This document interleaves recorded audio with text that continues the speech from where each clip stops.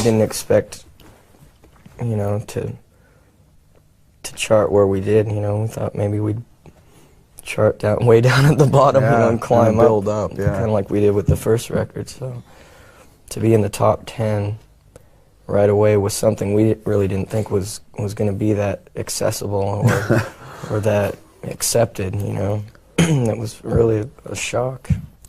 Well, by the end of Facelift, though, actually, I mean, yeah, I actually had some pretty good hopes for the album, you know, but you know, definitely surpassed what we even thought. But just for the fact alone that Facelift did what it did, even though it took a long time to do it, which was cool, you know, it was totally cool the way it happened.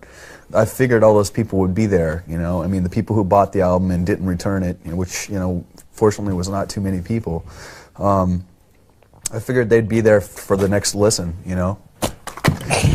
For the next listen, you know, and they were, you know, so we expected that to happen, but boy, not the fucking way it did. It's pretty cool. It's kind of amazing sometimes, you know. It's like in 3 months we've done what it took us like 16 months to do last time, you know. It's pretty wild. It's a set, you know. It's a space. People will get different attitudes about you if you are something in their head, you know, as far as like if you've achieved something or you're looked at upon as being like, you know, this, I don't know, this thing, I don't know. People's perception of what you might, how you might have changed, you know, makes them react a certain way when they approach you, you know, before, you know, they've had a chance to see whether or not you've changed. They're just assuming you have, and so they, right, you know, might come at you with a different attitude, and that's sometimes awkward, but it doesn't happen too often, really. Yeah, not too often. With people who are friends and who are close.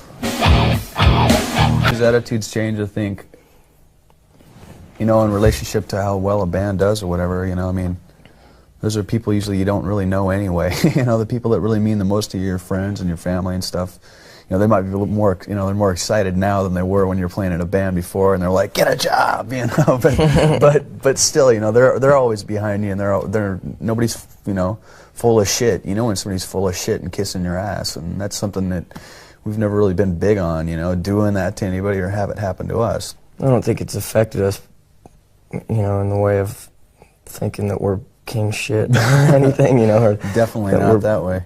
You know, I think of us as exactly, you know, the same guys as when we started, but,